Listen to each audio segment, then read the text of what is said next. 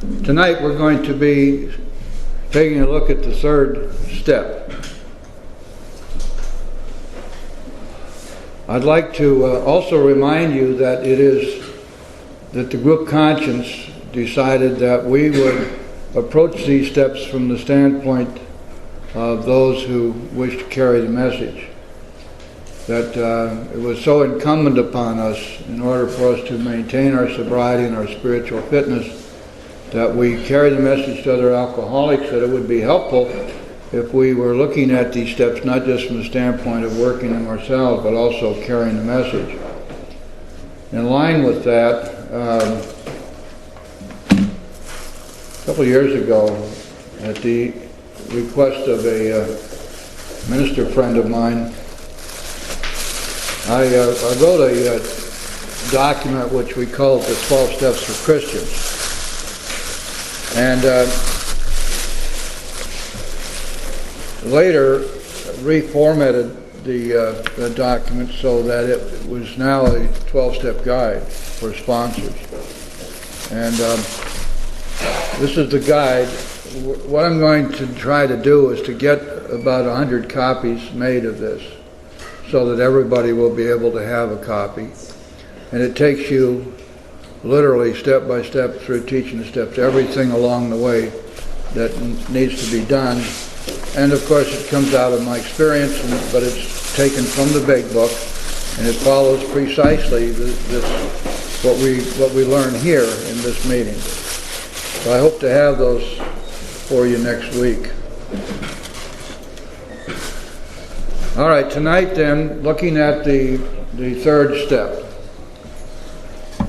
First of all, I think it's important for us to recognize what the third step is and conversely what it is not. The third step defines itself, that it is a decision, that we are making a decision to turn our life and our will over to the care of God as we understand Him. It's very important to recognize the distinction between a decision and the ultimate conclusion of that decision. This decision has two heads. First of all, that we will commit ourselves to God, and we do that by way of prayer, but also that we are committing ourselves to go forward with the rest of the steps, recognizing that until we have done that, we have not been freed from those things which block us off from God. We're going to be making an unconditional surrender. And in order for us to effectuate that surrender, it is absolutely imperative that we be freed from those things which block us from the wreckage of our past. When we look at the steps, and we take a look at the language in the big book, it becomes quite clear what needs to happen here. Especially, for example, on page 77 in the 9th step, it tells us this, that at the moment we are trying to set our lives in order, but this is not an end in itself.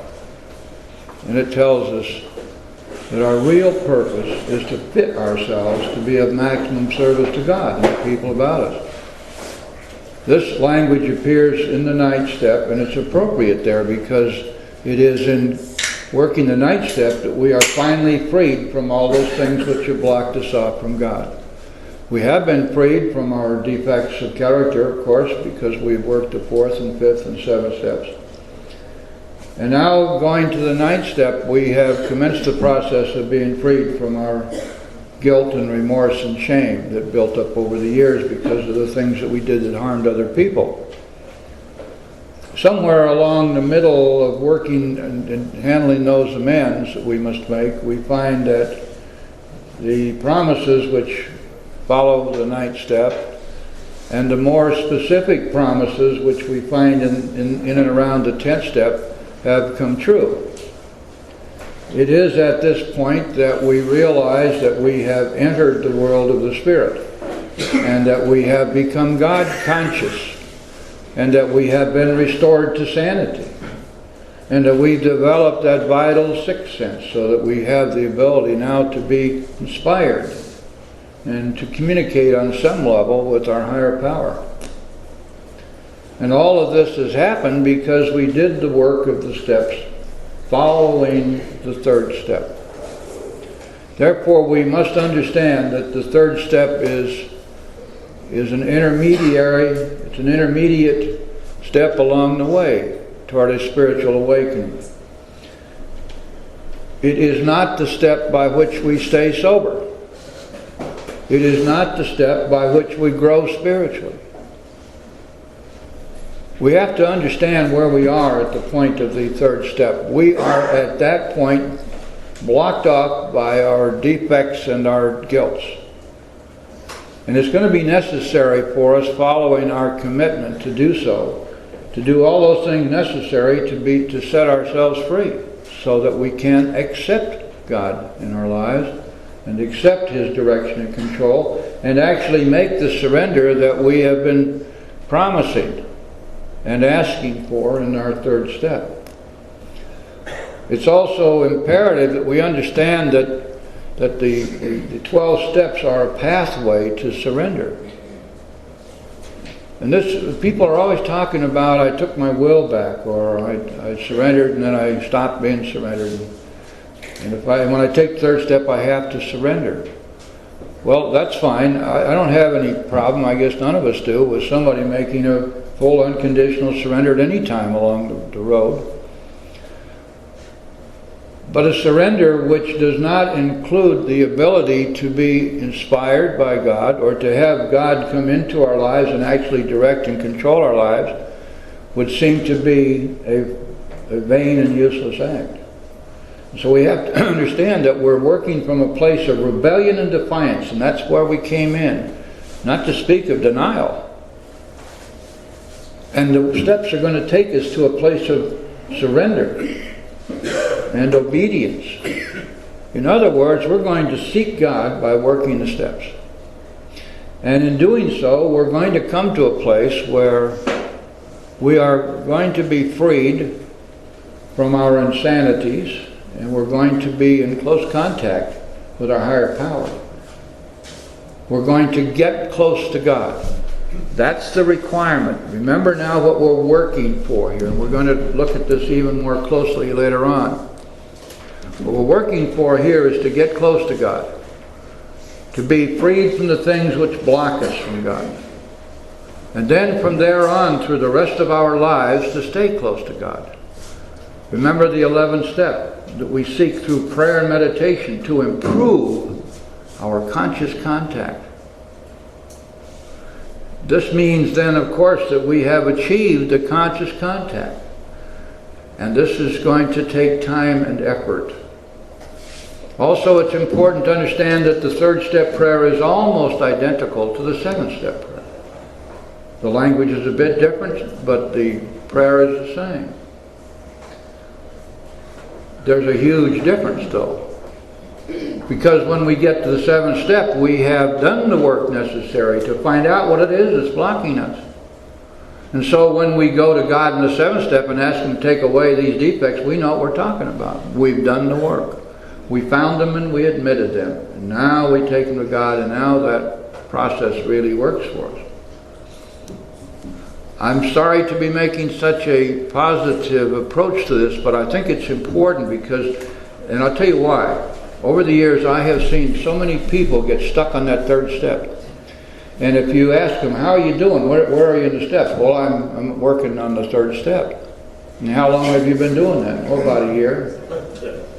And I say to myself, and sometimes to them if I have permission to do so, what are you afraid of? Why are you afraid of the 4th step, and the 5th step, and the 9th step?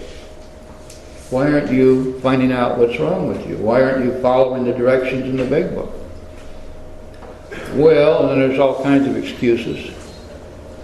But someone who has worked the 2nd step and has come to believe that there is a power out there greater than themselves which can restore them to sanity has to make one more leap of faith, one more leap of understanding that it is imperative and time to let God have all of us so that we can recover. And the big book makes no bones about it.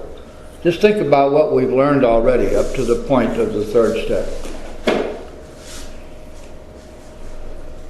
We have learned almost all the material which is contained in the doctor's opinion and Bill's story.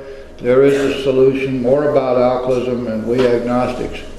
Not in great detail if we're new, but we've learned enough about the material in those chapters to be familiar with where we're going and what we have to do here and what's going on here.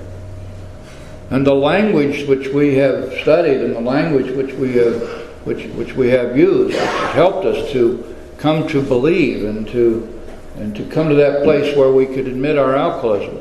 That same language now applies across the board for the rest of our lives, and it applies in particular to the third step, where we're going to have to finally make up our minds here which way we're going to go. Just as an example,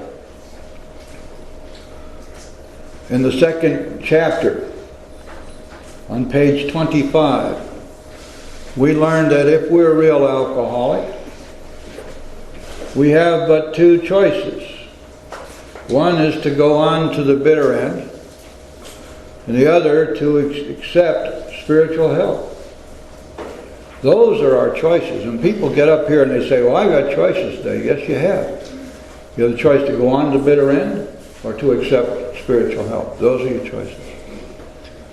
Over and over again, we hear the same thing. Remember that the Big Book does not have any weasel words in it. It does not equivocate.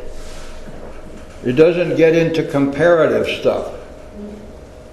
Now, a lot of these forms that are out there floating around are based on comparative stuff. For example, I'm going to compare my faults with my mother's faults and see which one of us has the greater faults, which is not at all what the fourth step is designed to do. So the Big Book is filled with categorical imperatives. That means absolutes. It does not speak in terms other than absolute. It says this is what we did. And now it's pretty important for us to remember that it's easy for me to speak absolutely about something I have done. Remember what happened when this book was written. This book is a recitation of the actions taken by those who helped to write the book, the ones who came before. Remember what they said? To show other alcoholics precisely how we have recovered is the main object of this book. And so if I'm saying to you, this is what I did, then by golly, this is what I did. And I'm saying to you, I believe that if you do what I did, you'll have the results that I had, that you will recover from a seemingly hopeless state of mind and body. And you will have full remission from the disease of alcoholism, and you'll have a life beyond anything you could ever imagine for yourself. And all of these promises will come true, and you will become God conscious. You will be restored to sanity. And you will be empowered to carry this message and help other people, and to finally in your entire life to have a mission, a purpose for your living, which most of us never had. You're born, life's a bitch, and you die, so what? Let's go out and chase all the pleasure we can find. Let's survive the best we can. Because there's no meaning to life. We can make all kinds of romantic meanings to life, but those romantic notions pass away very quickly. When you get to be my age, the romantic stuff pretty well disappears. Pity to say. Not what I would like, but it's what's happened. Now, so anything that I had that looked like a romantic vision of life is a chimera. It doesn't exist. It goes away. But what are we looking for? We're looking for enduring values. I don't know if any of you read Siddhartha by Hermann Hesse. But it's very instructive because this man was out looking for God. And he tried to find God in the forest with all of the mendicants out there, the people, the flagellants who were denying themselves everything. That didn't work. He tried to find God as a beggar, carrying his begging bowl around. And that didn't work.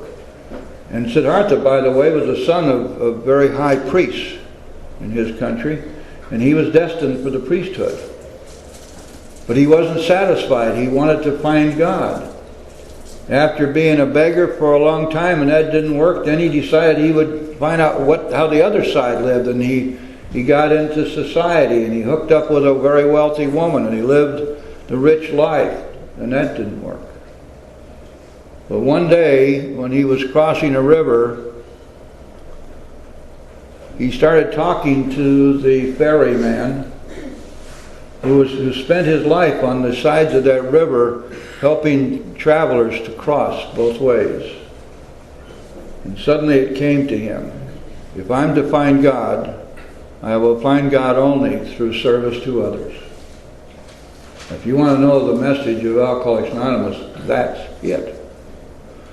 Because our mission, our purpose in life, the reason God got us here in the first place, is so that we can be of maximum service to Him and the people about us. Just before Dr. Bob died, he gave us and left us his last message. What did he say Alcoholics Anonymous was all about? It's love and service. And this doesn't mean serving coffee, although that's nice. It means carrying God's message, serving others with God's message and with anything else that we can do that might be helpful to them. And we do this without expectation of any kind of return whatsoever. Because we're dealing here with a spiritual dynamic. At the moment that we begin to expect something in return, or the moment we begin to do things expecting certain results which we demand will happen, we're clear off base. It doesn't work. When we do what we do to help others without expectation of any return whatsoever, and we leave the results entirely up to God, that's when it all works and it all comes together. Now when we look at the third step, we're looking at a step which says, okay, here is where we begin this process. We're going to go beyond that which we have always done. You see, if you want to boil AA down to the simplest possible equation, what we do here is we find out what did not work. And then we find out what will work.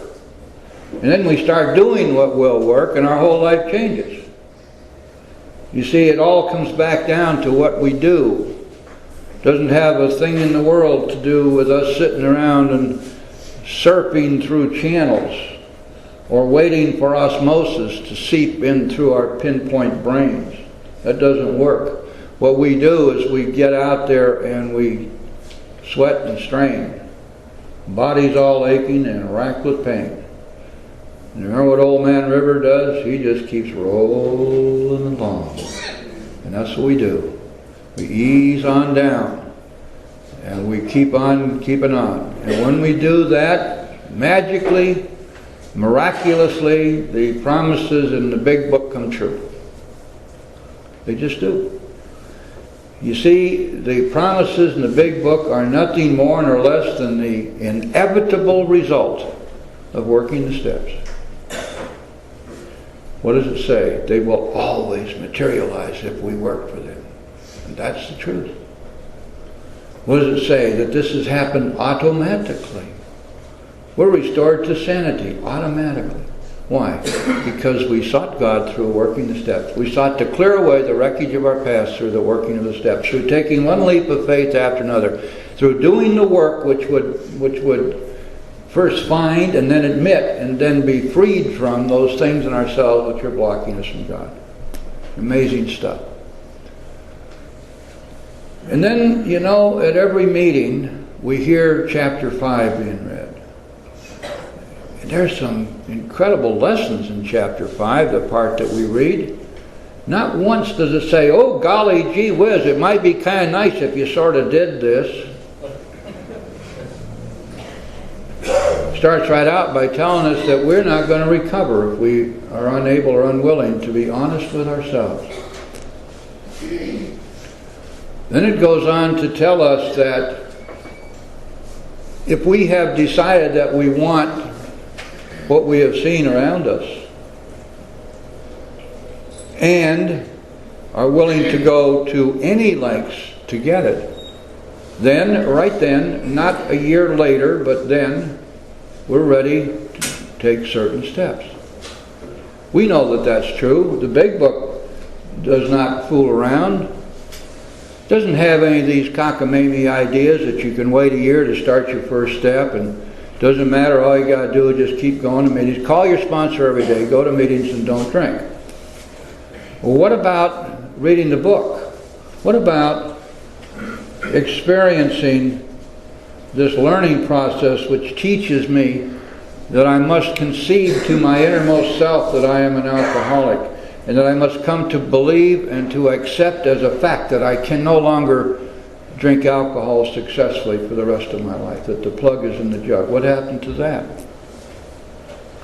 What happened to the understanding which we achieve by reading the 7th chapter of this book, which tells us that at the second meeting with a newcomer, that newcomer having read the book, and they having evidenced their intent to go through with the steps, so we take them immediately to the steps. What happened to that? Why do we ignore that? I don't know. There's so many myths floating around out there, so much going on that sometimes it's hard to keep up with it because these things come fast and furiously. We learned from upstate New York that we only need to take one step a year. I mean, I guess there are people who honestly believe that's so. Now I keep hearing things like, well, it takes 5 years just for the cobwebs to clear up. And when I hear that, I ask a person, how in the hell do you think the Big Book got written? The longest sobriety in the fellowship at that time was 3.5 years, and half the people didn't have a year's yet. How do you suppose it got written if the cobwebs don't clear up for 5 years? I mean, this stuff goes on and on and on and on. We open up the book, we find out what the book says, we follow the directions in the book, and what happens? It says if we have carefully followed directions, we will have commenced to sense the flow of His Spirit into us, and we will become God conscious, and we will have a spiritual awakening. Isn't that why we're here?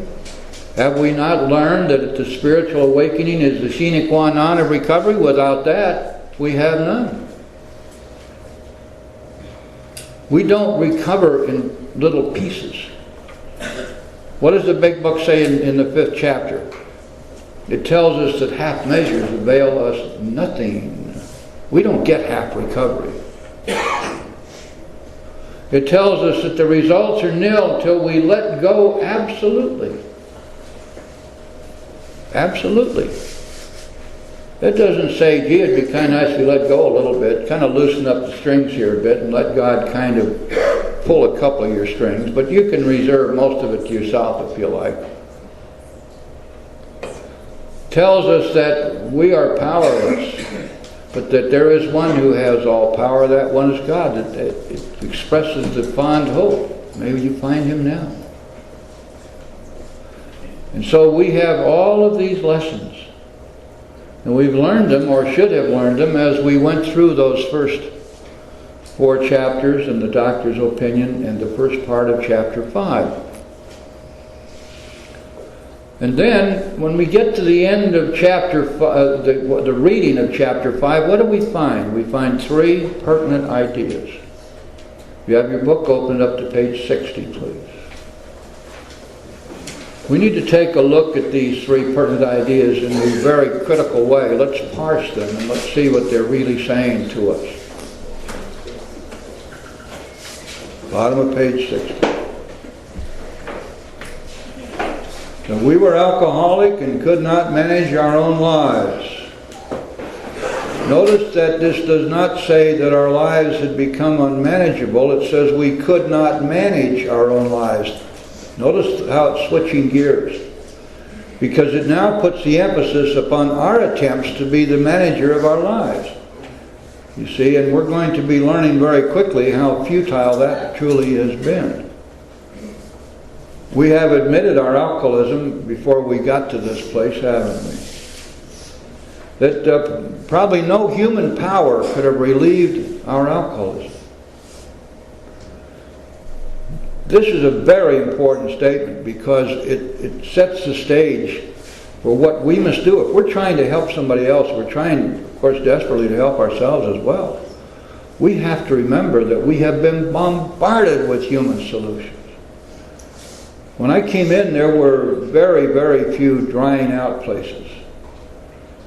And then in the next 10 years, the proliferation of treatment centers and people who began to see the dollar signs that this huge pool of alcoholics represented out there. If you could just get into that business, there was an unlimited source of customers, clients.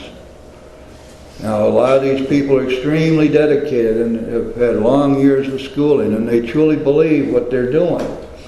The problem is that what they are suggesting to us, what they practice, and what they foist off on us is a human solution, which doesn't work. It just doesn't work. Never has worked. Never will work. And it's easy to see why. We're not dealing here with a problem of psychology. We're not even dealing with a problem of physical weakness or disease, except in a certain limited way. The truth is that we're dealing with a spiritual problem. We're dealing with spiritual bankruptcy. We're dealing with the effects of powerlessness. And we're dealing especially with the effects of overwhelming fear, which has warped and perverted our very psyches, our very souls. And the solution to spiritual bankruptcy, obviously, is that we need to retrieve or to finally come to a point of spiritual awareness. We have to become spiritually fit. We have to have a spiritual awakening. And that's where our salvation lies. That's where we're going to find remission from this dreaded disease, which is incurable and invariably fatal and progressive. And so, knowing that, we do not have any disdain for our well-meaning folks on the outside who wish to help us. But if you're working with somebody who's new, who's been through 4 treatment centers and comes in telling you that they're absolutely convinced that they're only as sick as their secrets, and that the purpose of an AA meeting has to be the same as the purpose of their encounter groups, and the chairman of the meeting is a facilitator, and there's all kinds of stuff going on here that has absolutely nothing whatsoever to do with the recovery program of the 12 steps. And somehow or another we have to find a way to disabuse them of this, to get them to understand what they're doing here. And we have no problem with anybody who wants to use human solutions, and if that's their choice, that's fine. But what we have to constantly keep in mind is that we're dealing here with a solution which resides in 12 steps, which are spiritual steps. They are spiritual principles, pure and simple. There is no spiritual part of this program. It's all spiritual. From A to Z, from Alpha to Omega. And it is based upon concepts and principles which have been known to mankind since forever, and written about in thousands of different books and preached from millions of different pulpits. And yet, for the very first time in human history, these same spiritual principles have been restated as steps of action. Think what that means. We can incorporate these great spiritual principles that men have been chasing all their lives by simply working 12 steps. Because by doing that, we incorporate these principles into our very being. They become a part of us. They become the way we live our lives. What's it say in the 12th step? Practice these principles in all our affairs. The big book tells us the spiritual life is not a theory. We have to live it. And then finally, let's look at the last sentence. That God can and will. God could and would if He were sought. A powerful, powerful statement, a direct promise. That God will restore our sanity. God will remove from us the obsession and compulsion to drink alcohol if we but seek Him. Now in the second step, we learned that God could do all this, but now in the third step, it says God will do it if we seek Him. And if someone asks you, but how do I go about seeking God? Do I have to redouble my efforts at church? Do I have to change churches? Or do I have to join an ashram and begin a process of Buddhist meditation? How do I do this? How do I seek God? Do I have to be like Siddhartha and go out and try every different form of life? Fortunately, no. But what you do have to do is work the steps. If you want to know how to seek God, work the steps. That's what they're there for. The 12 steps take us from a place of rebellion, defiance, and denial to a place of surrender and obedience. And because of that works that way, we become spiritually fit. And when we are spiritually fit, we are immune to alcohol and drugs and all the other things that would tear our lives apart. Because we have entered a place where God has removed from us these obsessions and compulsions, and where even more so than that, the problem has been removed. It is gone. It does not exist for us. And we've been restored to sanity. And now we are close to God, and now our job is to stay close to God and perform His work well, ergo, steps 10, 11, and 12. That's what they're there for. And that's what they do, and that's the way they work. Provided we are disciplined and consistent in working those steps. So that brings us up then to the first two words following the three pertinent ideas, being convinced. And now we know what that means. Being convinced of all of those things that came before. Being convinced that all of those categorical statements, those musts, are true. And having accepted that this is a program we wish to work, having accepted as truth that the 12 steps have worked for others, and having come to fervently hope that they will work the same for us, and having made our decision that we're going to go forward with the steps, we're at step 3. It's an unconditional promise that God will give us everything we need. And that's what this program is. We first do what is necessary to get close to God, then we do what is necessary to stay close to God, and then we perform His work well, and then we enjoy all of the fruits of the program. See how simple that is? And all of this has to do with our willingness to work the steps, the effort that we put in.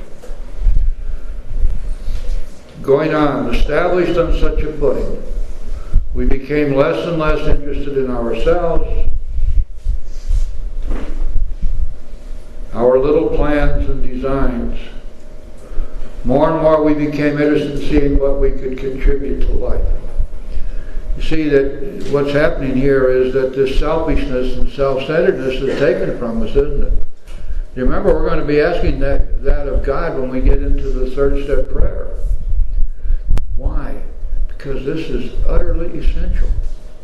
In order for us to accept God in our lives, we have to be free of self.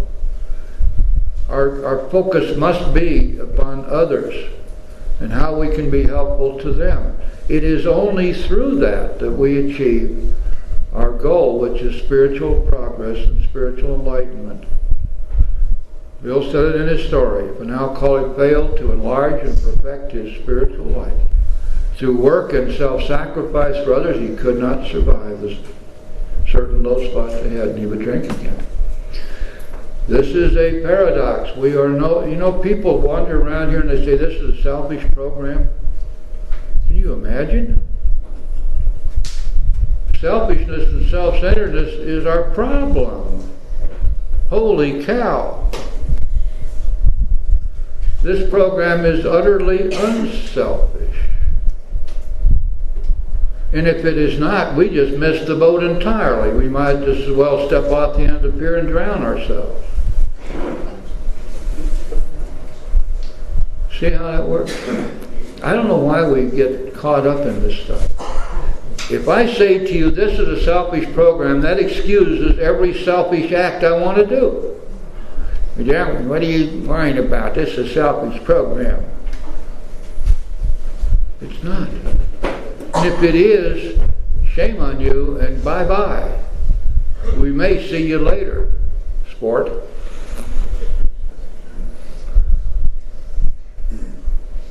But what's going to happen is that we will become less and less interested in ourselves.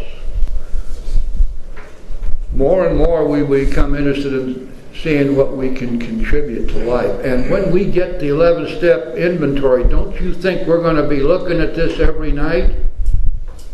When we answer those questions, one of the questions is, was I thinking of myself most of the time?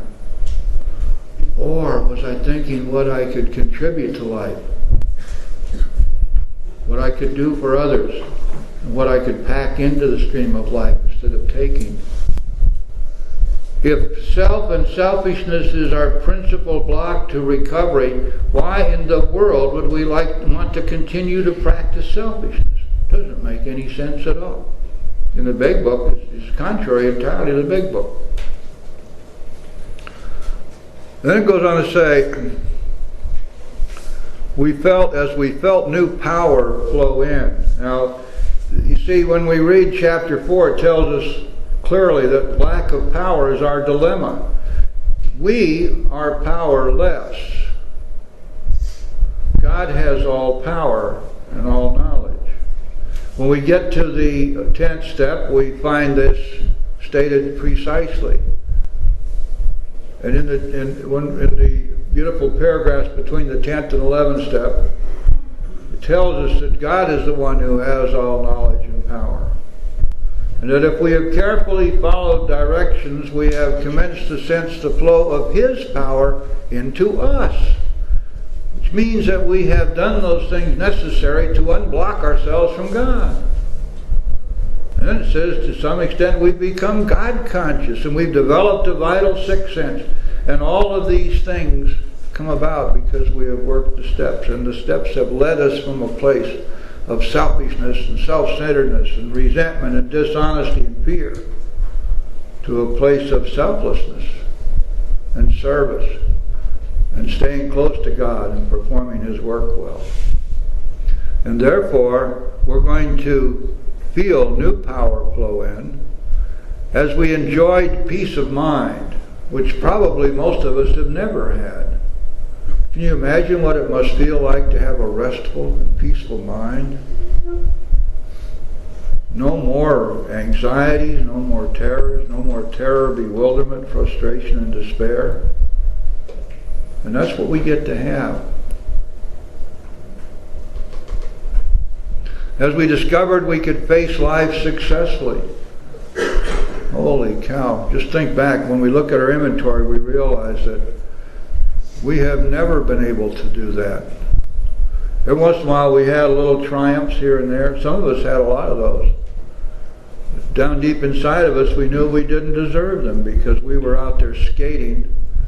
God gave us great talents and great abilities, and we only used a 10% of them because that's all we had to do in order to get by. And yet we were constantly looking for acclaim and for honors, and we wanted everyone to love us and think we were wonderful people.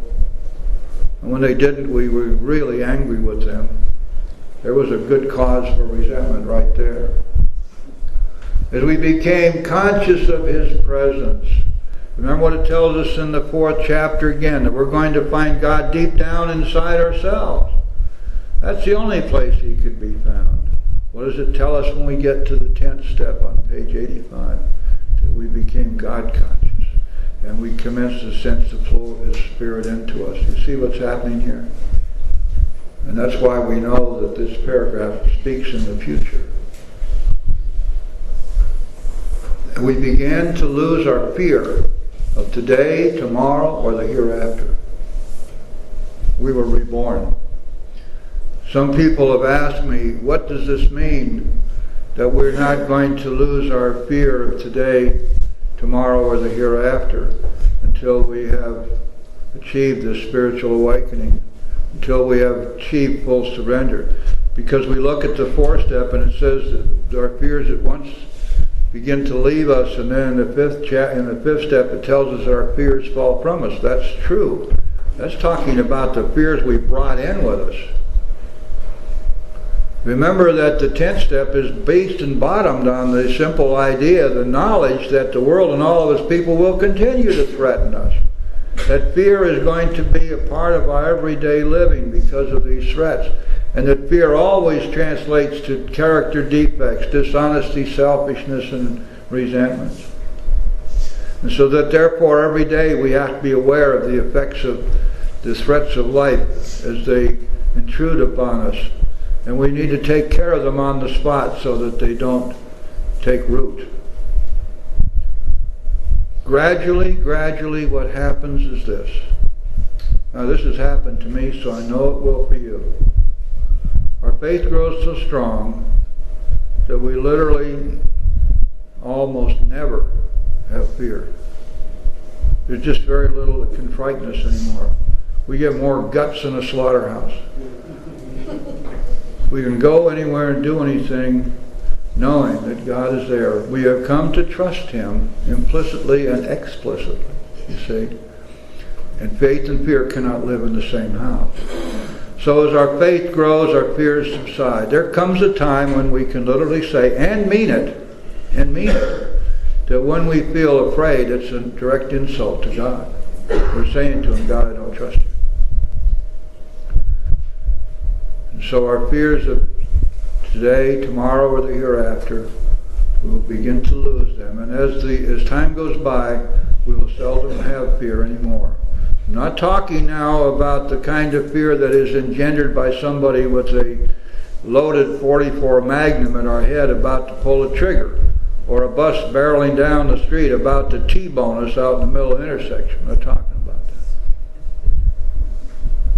That's no different than the deer out in the forest when the tiger's about to leap. That deer isn't going to just sit there and tremble and say, okay, Mr. Tiger, I'm your dinner. You're going to jump like hell and run like hell. And we're born with that. Flight or fight. We're talking about those fears that we manufacture because of some perception of threat. The phantoms that reside only in our heads, that we cannot deal with ourselves, that we must have God's help with. And then finally, we were reborn.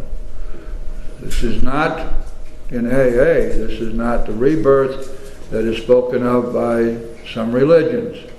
Although for each individual member here, it may very well be that that is their belief, and that's wonderful. But if you are not of that religious bent, please do not be dismayed. Please teach the people you're working with not to be dismayed, because here it means a rebirth of thinking. We are powerless over our thinking. Our minds are twisted, perverted, and bent out of shape by all the fears that we have experienced. And next week, when we get into the fourth step, we're going to look at this very closely so that we can see what has actually happened there. Suffice it to say that our so-called defects of character are nothing more nor less than natural instincts warped and perverted by fear. So they no longer function for us and in our benefit, but they function against us and destroy us, and destroy our relationships, and are eating us alive. And so we need to be free of them.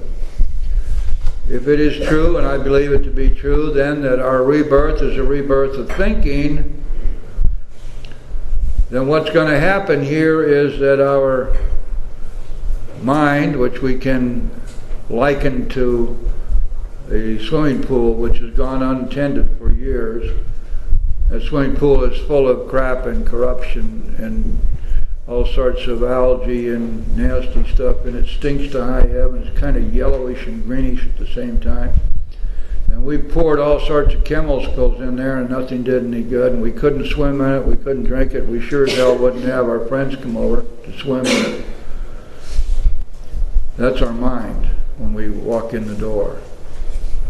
So what we're going to do is we're going to pull the plug, drain all that stuff out, wash down the sides, wash around the sides, fill it with nice, new, fresh, clean water.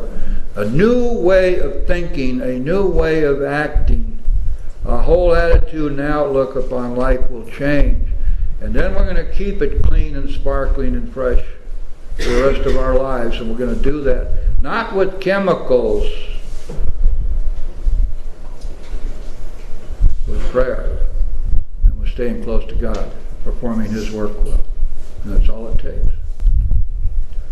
Now then, let's look at the third step prayer.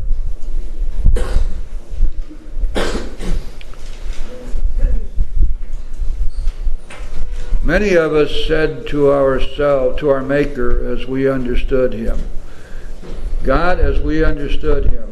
This is a very interesting phrase. Let's think about that just for a second. I think it's probably fair to say that if you went up to anyone who's been around here for a while and asked them to describe God to you, if you were to ask anyone, what is this God of your understanding?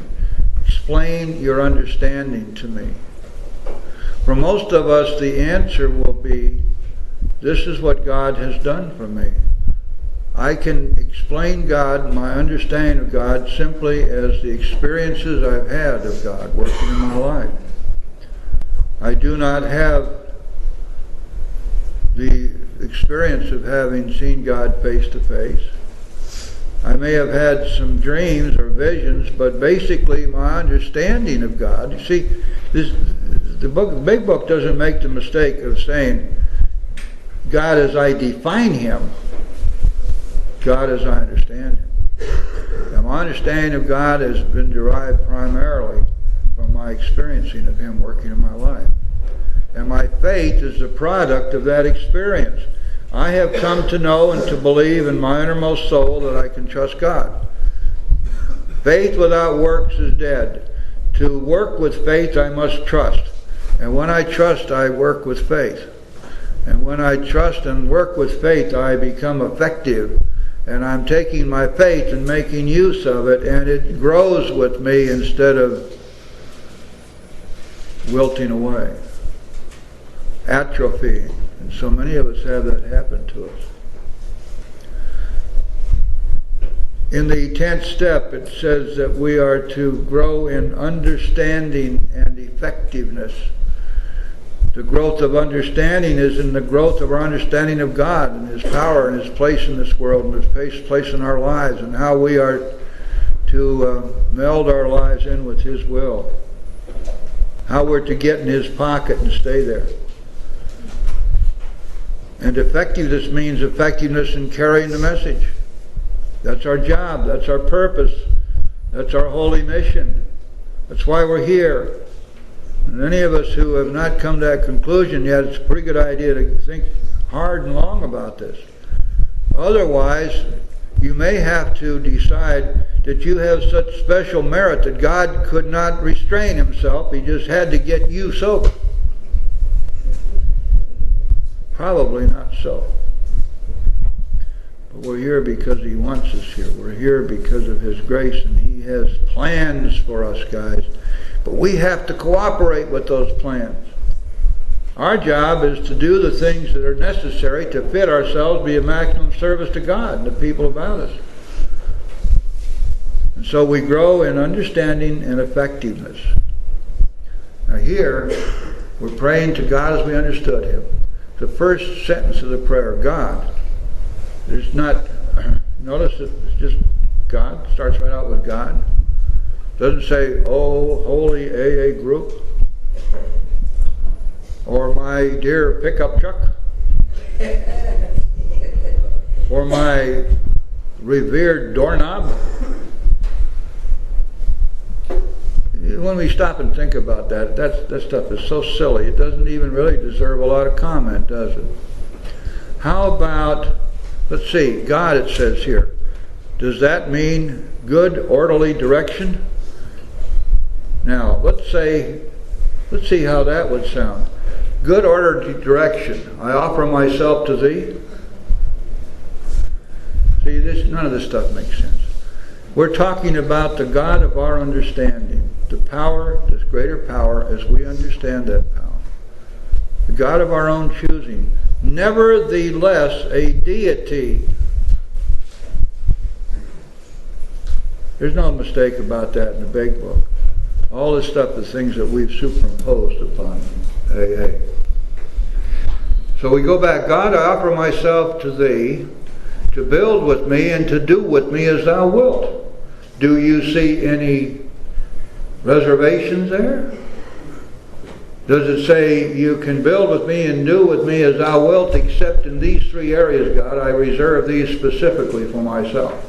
Don't mess with my sex life.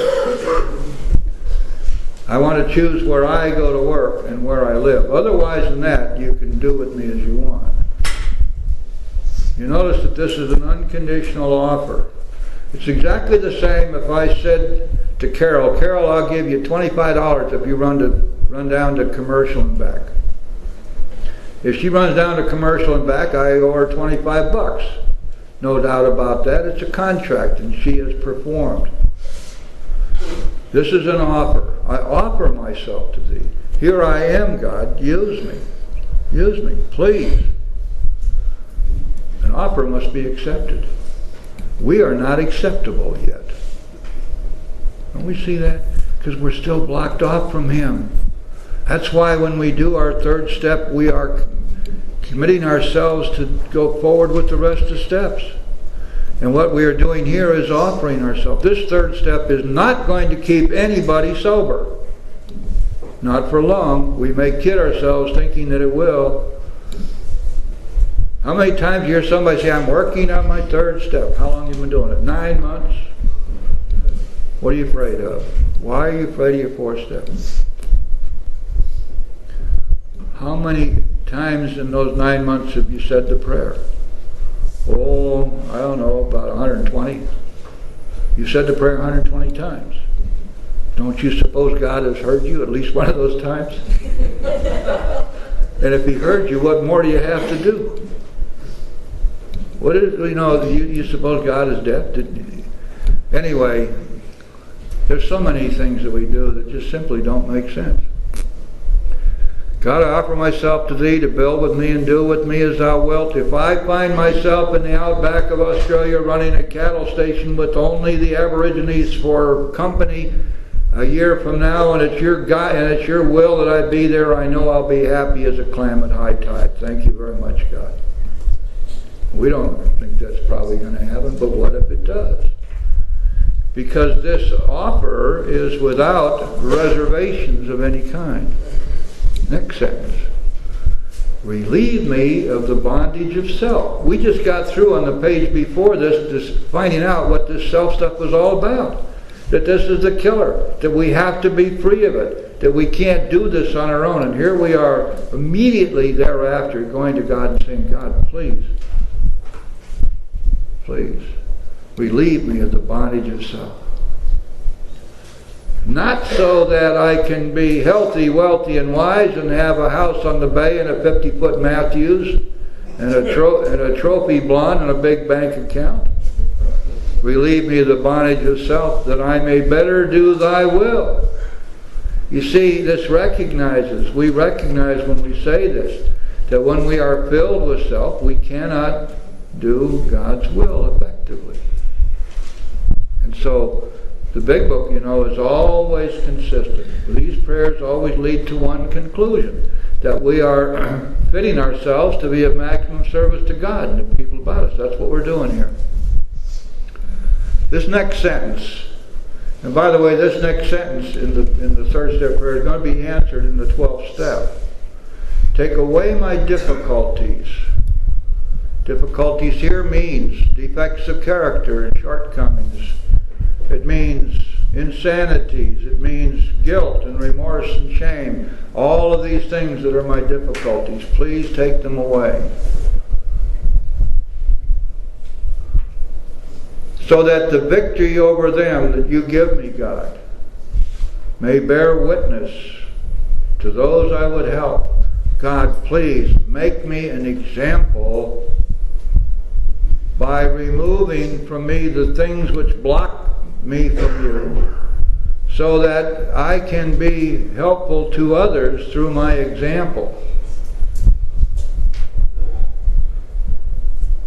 That I may bear witness to those I would help of thy power, thy love, and thy way of life, not mine.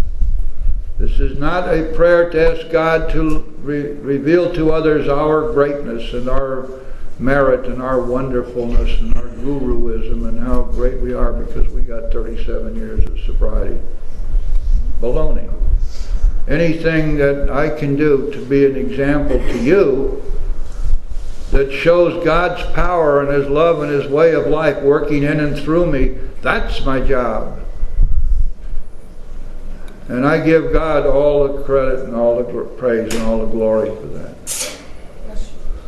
But you see, here is the most effective tool we have to be helpful to others. By our actions will we be known. And if I am an example to you of God's power working in my life, there's a fighting chance through God's grace that you may see and understand and want what I have. And if you want what I have and you're willing to do what I did to get it, you too can have everything that I've got and more. But you may be willing to do a lot more for it than I've been. Who knows? But nevertheless, my example is the way that I'm going to be helpful to you. And this example is provided me by God. It's not something I can whomp up for myself. And then finally, may I do thy will always. We're going to find this repeated over and over again. God, what do you want me to do next? Show me your will, God, and I'll do what you want. What is it, God, that is your will for me today? Thy will, not mine, be done.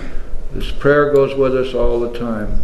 And the more we do it, the more we stay surrendered. It is one of the most wonderful things, one of the most wonderful tools we have. And it is so simple and easy to use. We just have to remind ourselves as we go through the day, I'm not God. I'm not the general manager of this universe anymore. God is the Father. I am the child. I need to know what He wants me to do. God, what do you want me to do here? Thy will, not mine, be done. And what a wonderful thing that is. Because it just quiets our mind and it quiets our day and it helps us to focus on what we need to be doing. If you go down in the next paragraph, in the middle of that paragraph, talking about this prayer, the wording was, of course, quite optional, so long as we expressed the idea, voicing it without reservation. One of the things that always tickles me is people are talking about the only step we have to work perfectly is the first step. That's total nonsense. How can we, what are we going to do not to work the third step? We're going to cut out one of the sentences? We're going to add our reservations. But wait a minute, it says to work the step, we do it without reservations. What do we do with the seventh step? We'll cut out part of that prayer, or we'll hold back some of our defects and say, God, well, you can have all my defects, but these two, I got to hang on to them. That's not working the seventh step. The seventh step says, ask God to take all of our defects. Now this goes on and on, some of this silliness. Because each of the steps is a categorical imperative. Each of the steps requires of us that we work it thoroughly and completely. There's no pussyfooting around here. There's no weasel words. There are no out clauses. Not in the big book. Human Solutions and New Age AA have all kinds of out clauses and weasel words because they're dealing with comparative spirituality. There is no such thing. It's an oxymoron. Spirituality is either spirituality or it's not. We're either following the dictates of a higher power or we're not. And if we're not, we're clear off base. We're just kidding ourselves, a bunch of self-delusion going on. To make it real clear, the Big Book tells us that if we have carefully followed directions, we will have commenced to sense the flow of His Spirit into us, and we will have become God conscious. And there isn't any other way that I know of to do it. Now that's the third step, and next week we're going to commence our study of the fourth step. We will probably be on that at least 3 weeks, maybe 4 weeks. We're going to go into the fourth step in some great detail so that we ought to be able to teach someone else to do it, and if we're working it ourselves, we ought to have a real good idea how to do it. And yes, Howie? Do I have the hands of some people who will help Tom clean up this joint after we're through? 1. Need 2 more. 3, 4. Okay, that's good. We got a whole bunch. We'll get it done for you in a hurry, Tom. Anybody who's taking a chip tonight, anybody who's brand new, been out there taking care of supplying the gin mills with all your money, would like to get started with us tonight? White chip. Anyone who's just coming back from a sojourn out there, doing more research? Okay. Do we have anyone who has 3 months of sobriety tonight? 6 months sobriety tonight? 9 months sobriety tonight?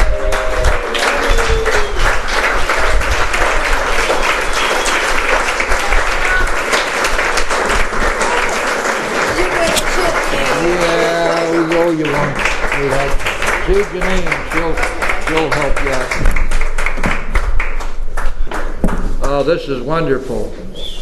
I've been watching this young lady as she has progressed spiritually, and she's doing a wonderful job with her life. Let's see now. Did we give Janine a big hand for everything she's been doing for us?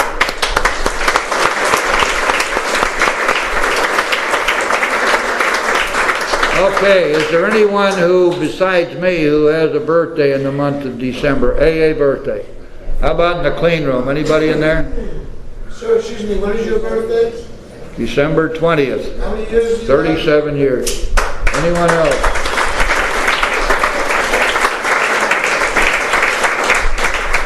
Thank you. Let's see. Any announcements for the good of AA? Yes, my name is Howard, an alcoholic. I'd like to inform everybody, if you do not know, that at 9:15, those who care to stay with us, Jim is doing the traditions from 9:15 to 10 o'clock. Yeah, we'll be in the clean room in there. So a round table discussion of we're going to be on the third tradition night. It's a lot of fun. Yep.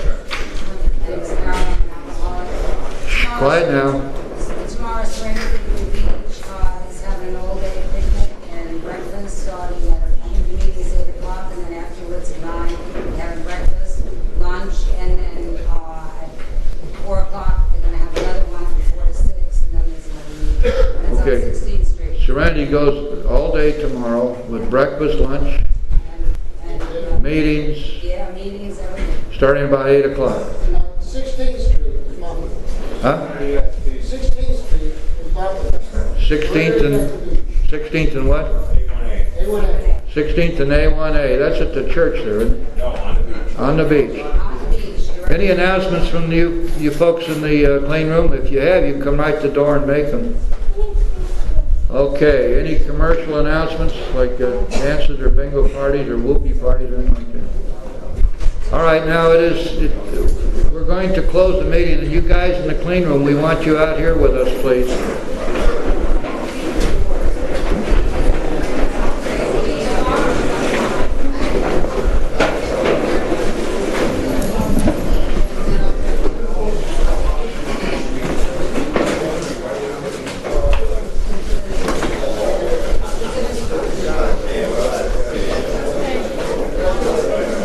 You have a big book or you have access to one, when you get home, open it up to page 552, 552. And you'll find on that page the solution to what you're asking.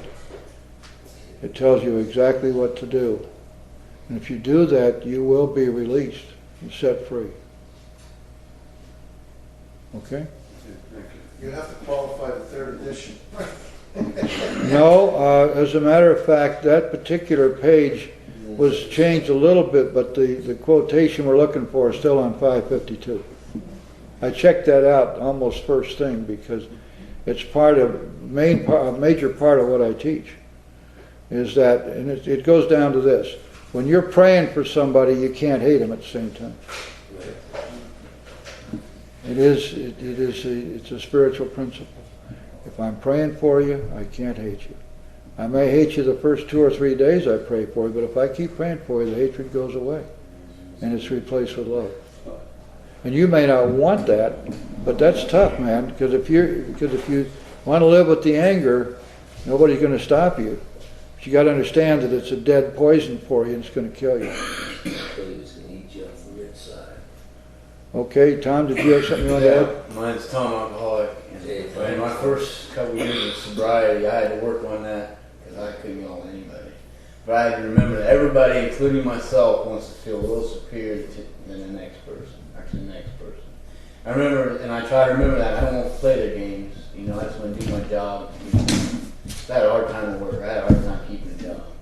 But everybody wanted to show me up, and I was a new guy, and I wanted to show them up. And it's called a problem.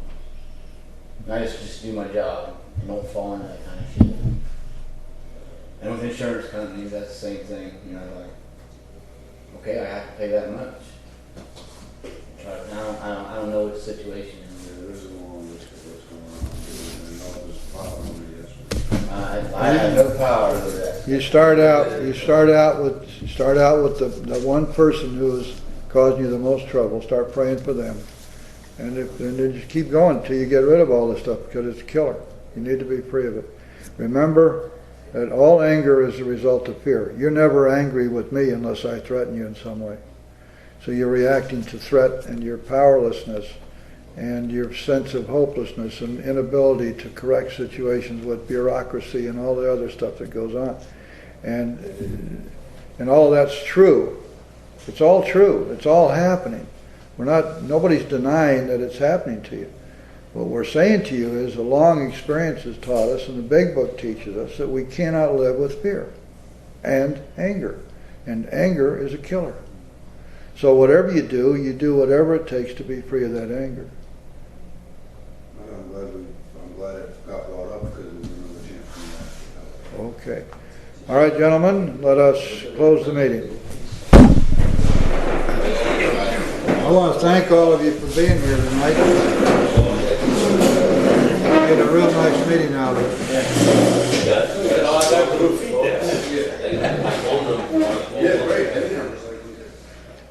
Let's let this circle represent the unity of our fellowship. Let's have a moment of silence for those who are still suffering.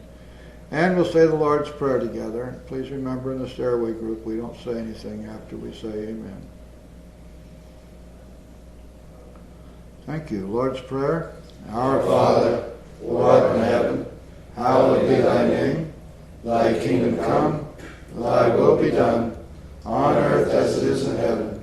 Give us this day our daily bread, and forgive us our trespasses, as we forgive those who trespass against us. And lead us not into temptation, but deliver us from evil. For thine is the kingdom, the power, and glory, forever and ever. Amen. Thank you all so much for being here.